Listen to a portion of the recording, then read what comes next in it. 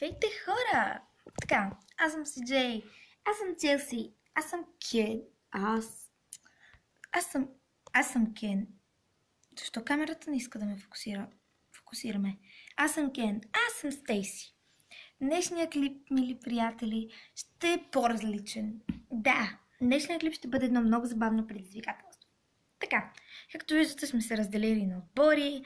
Аз съм с мъничката ми сестричка Челси, а Кен е с малко по-голямата ми сестричка, нали? Пак по-малко от мен сестра, но малко по-голяма от Челси, Стейси. Дали сте ме разбрали? Не знам. Така, да, днешното предизвикателство ще бъде избиране на дрехи. Искахме да изберем дрехи за малките, но те не искаха, изискаха за нас. Затова аз и Челси ще изберем дрехи за Кен, а пък те двамата ще изберат дрехи за мен. Ще ходим по магазини, ще ходим къде ли не, но сега сме си подбрали дрехи. Всички сме си подбрали по една голяма торбичка, в която да може да слагаме покупките. Сега ще стана, за да могат... Защо не фокусира?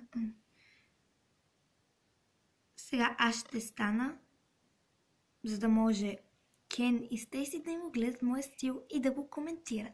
Да, нека да започнем. Ами, днес си облечена интересно. Ето така. Да, започни. Облечена си с тениска, която очевидно си да рисувала нещо. Бяла тениска. Да. Облечена си сини дънки. Да, точно така. И черни обувки, които между бутуши исках да кажа, които се ги съчетавам много добре. Благодаря. Сега съм аз. Чакай, искам да кажа още нещо.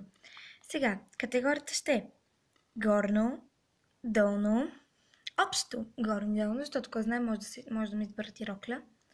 Не може да... Добре, без рокля. Значи горно, долно, обувки и ако искат да получат допълнителни точки, аксесуари.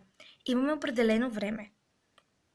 Така че, мили приятели, нека да минаваме към Кен. Само да питам, защо в моят отбор трябва да има момиче? Как защо, Кен? Защото, ако ми избираш дрехи, трябва да има момически вкус, нали знаеш? О, да. Добре. Нека да започваме. Да, хайде да започваме. Добре. Ами Кен, ти си облечен с една синя тениска. Да. Облечен си с червени дънки, които си ги съчетал. Добре. Харесва ми, нали? И едни кожени кафяви обувки на не пише марката. Очевидно си я изтъркал. Няма проблем. Не носиш слънчеви очила. И някакви гердани като аксесуари. Нямаш обици. Нито пък пръстени или кривни. Нямаш пирсинги. Така че си едно свестно момче. Да.